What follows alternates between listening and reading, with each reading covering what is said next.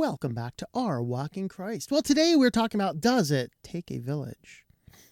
This is particularly interesting because there was a recent report coming out suggesting that the trend of homeschooling is a secret operation to destroy public education. It's not so secret. Okay, we'll get into that article in a little bit, but we want to get into this and talk about, does it take a village to raise our kids? Should we send them off to the government schools? Is it a bad thing that we've ever had government schools? We're really talking about all of these different principles. And the first question we have to tackle as we are discussing the concept of who raises our kids is, whom do those kids belong? Those kids belong to society at large. Do they belong to the parents? What is the overall principle? Well, if you were to ask Michigan Democrats, for example, the Michigan Democrats seem to suggest that the kids belong to all of us. The kids belong to everybody. From a tweet from the Michigan Democratic Party. Not sure where this "parents should control what is taught in schools because they are our kids," end quote, is originating, but parents do have the option to choose to send their kids to a hand-selected private school at their own expense if this is what they desire. The purpose of public education in the public school is not to teach kids only what parents want them to be taught. It's to teach them what society needs to know. The client of the public school is not the parent, but the entire community. It is the public. So in short, the Democratic Party suggests that our children belong to all of us. That is where our children belong. Unfortunately for them, the Bible has a different thing in mind. From Psalm 127, verse 3, "Behold, children are a gift of the Lord.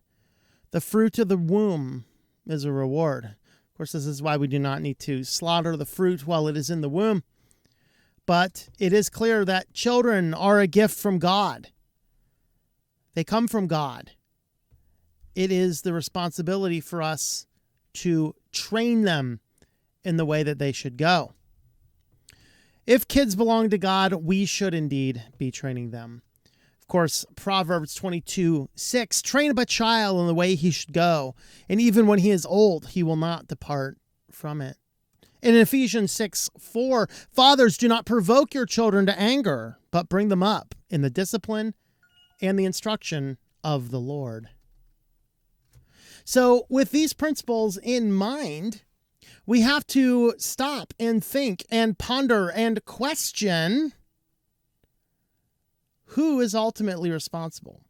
Okay, it is the responsibility of parents to be sure that the kids are being raised properly. Does this mean we send them entirely to homeschool? Does it mean we have to rely on public education?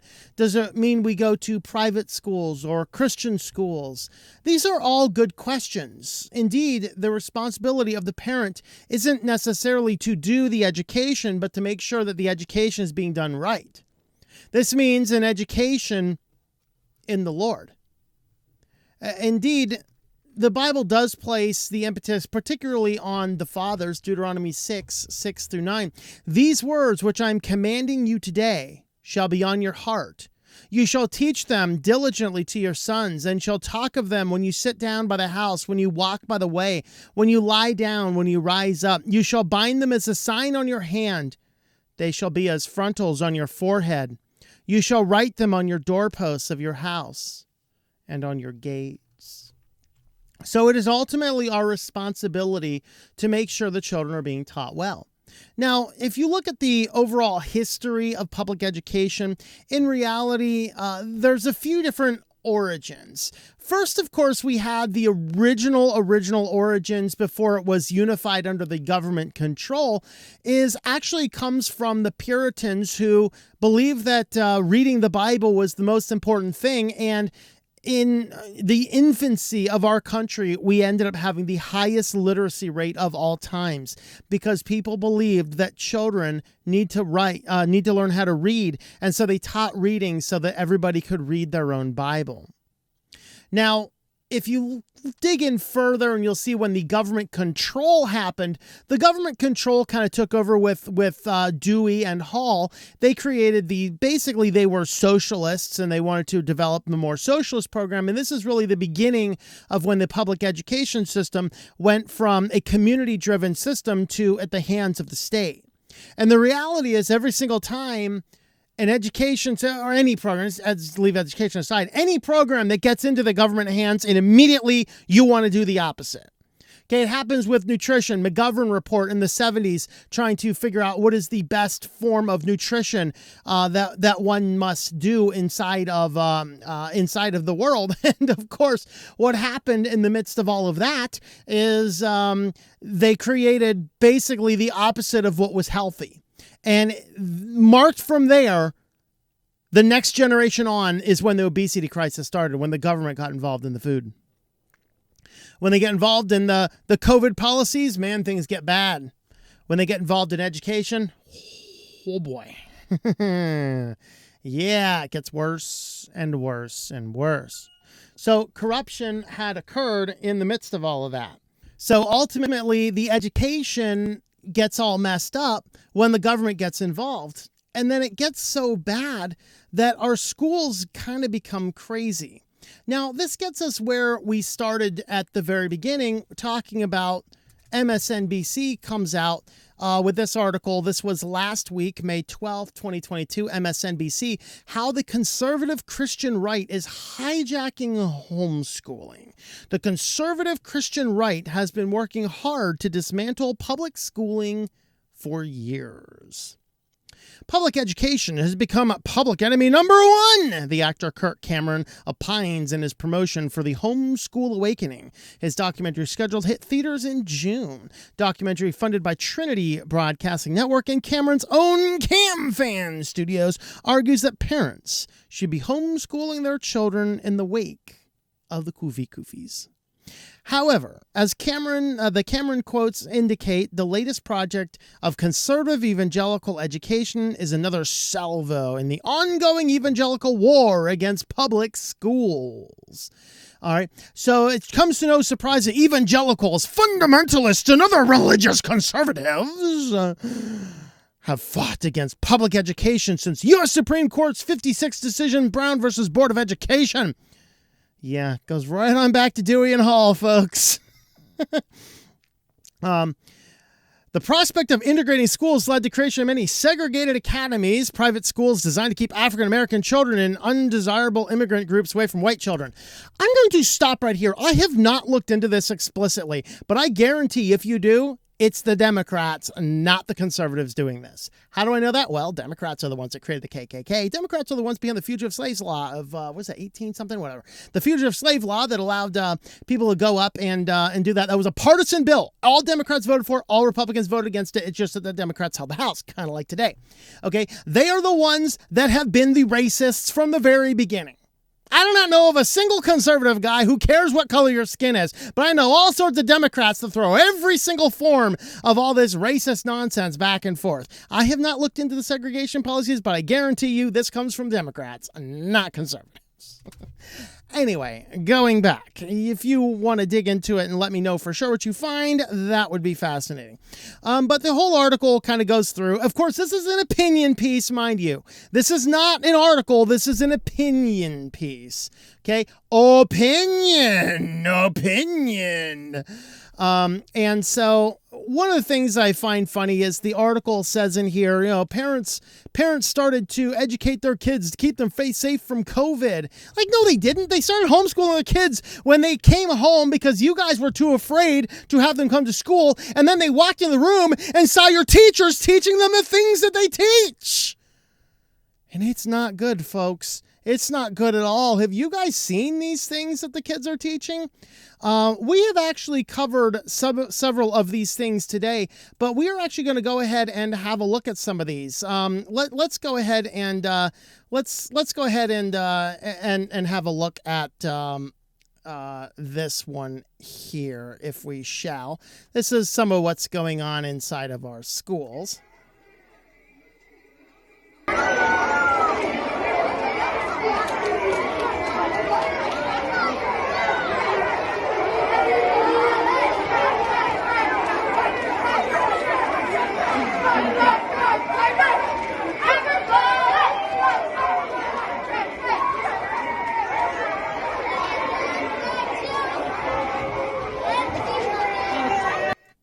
So what you just watched was a gay pride parade in an elementary school in Texas.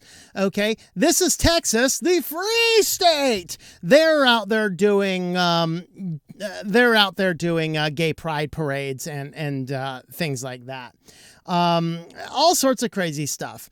And how about this one here? This is a fun one. With the younger children starting in pre-K, we talk about their bodies, about the parts that they were born with, about penises and vaginas and whether that makes somebody a boy or a girl, but also their feelings.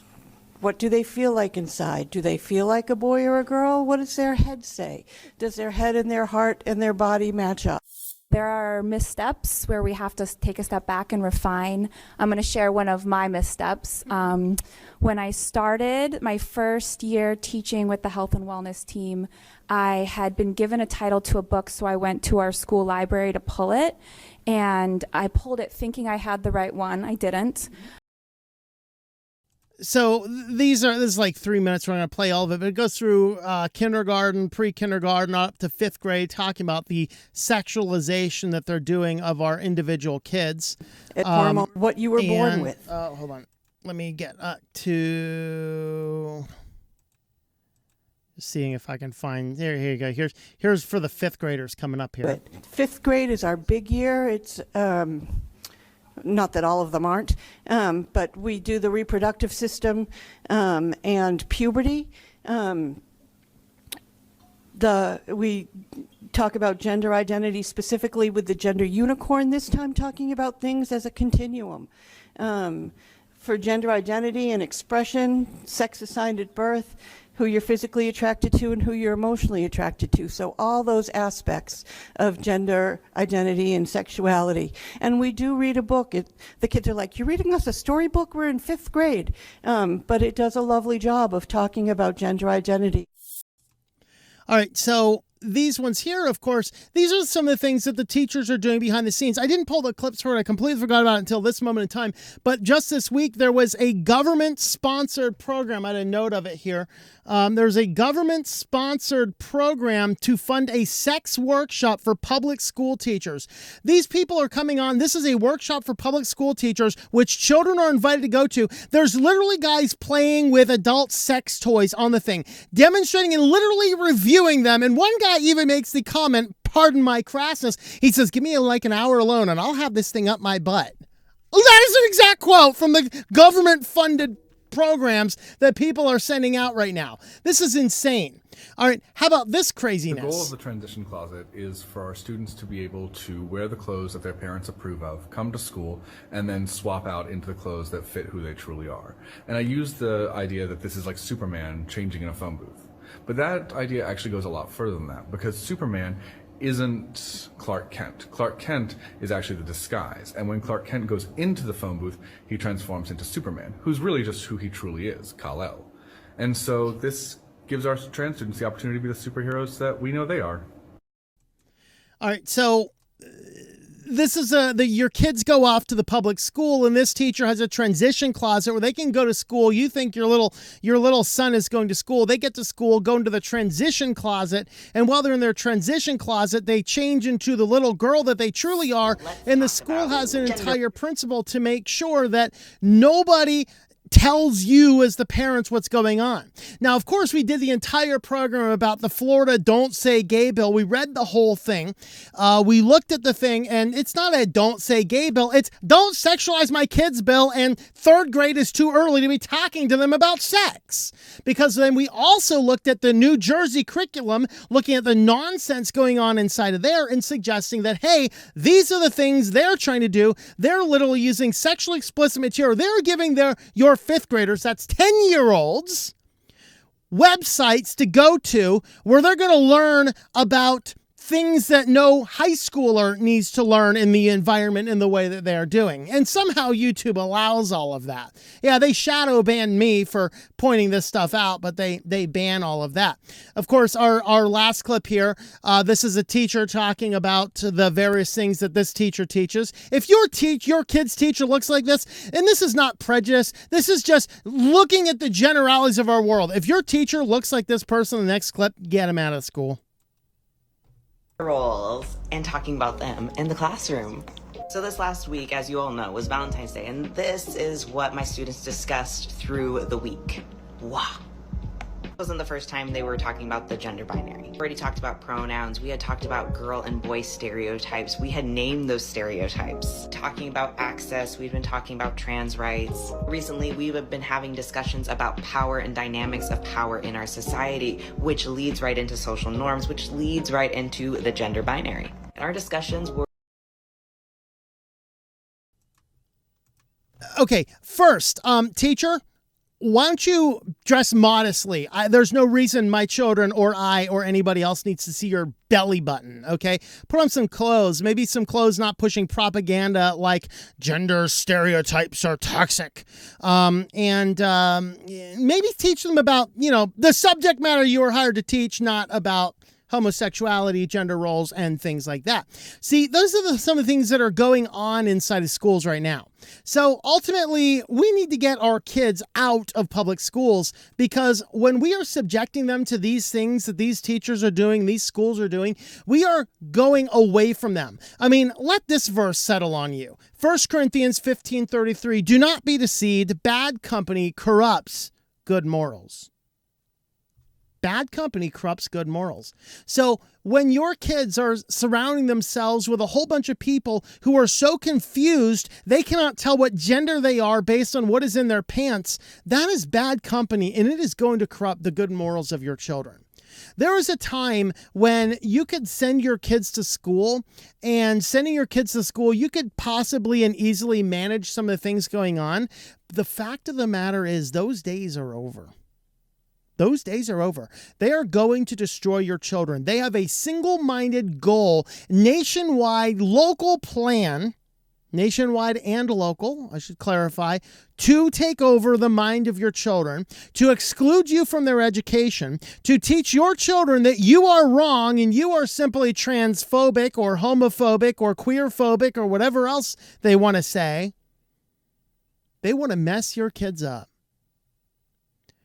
God's has given you those kids. So homeschooling, it's not the isolated, crazy, you're never going to be socialized thing. Most homeschool systems are done in co-ops. All of the parents in the local community who all know each other, all generally have similar values, they all get together and they donate their skills and knowledge to the group. Okay, I have a doctor's in chemistry. Well, a doctor's in biological sciences, toxicology. I have been a chemistry professor, which is my background is in chemistry. And I taught for one of these homeschool co-ops. I took 6 kids. One year I did 6 kids, high school kids. We did a full-blown high school curriculum in chemistry, teaching them because I was a person in the community that they knew they had a connection to, and we could come in and we could share those skills. So these high school students, they didn't get taught about gender norms and toxic masculinity. They got taught about chemistry from a person more qualified than the person in your local high school chemistry department. Okay, because that's how the co-ops work. Okay, indeed, raising your children may take a village, but you must, as the parent, choose your village wisely. Your kid's future depends upon it. Okay, make the best decision you can. Get your kids away from public schools. They think that your kids belong to them, not to you. They think you are just this radical, crazy homophobe that's simply going to pollute your children. They think that they are right. They don't even know basic science. They're running. You question, are you a biologist? Are you a biologist? I got news for you. I'm a biologist, and I know what a man is, and I know what a woman is. The easiest way to tell is what's in your panties. If you're confused about that, you do not need to be around children. Your bad character is going to corrupt their good morals. Okay, these are the things you need to get out there into the world, see what's going on, find the village to raise your kids. Homeschooling in a co-op where you have like-minded parents who are sharing their skills to the group will get a way better education system than anything the government has in mind, because they're too busy spending your tax dollars to produce workshops, sex workshops for your public school teachers, doing reviews of dildos. Not exactly what we need for our kindergartens. And then, of course, you get companies like Disney that are utilizing their funds to protest against the Florida bill, which isn't a "don't say gay" bill. It's a, hey, sexuality has no basis in the classroom up to third grade. And by the way, you have to inform the parents about everything going on for their kids' life for the duration of school. That's all the bill happens to say. Quite the contrary to the New Jersey law, which basically says, yes, we must sexualize your children as young as possible. These are some of those principles that we have to keep in mind. So definitely get in there, look at what the scripture has to say. We've shown your kids are from God. You are being entrusted with them. It is your responsibility to make sure they have the best education, and not the indoctrination in the government school systems. So to Butler here, who wrote our article here about Christians, this isn't a secret plan to destroy government education. It's not secret at all. We're quite vocal about it because you guys do not seem to understand what is appropriate for children. And you don't even know what gender you are anyway. So I don't really care what your point is. Anyway, with that, we'll go ahead and leave this one here today. Thanks for watching, guys, and we will see you next time.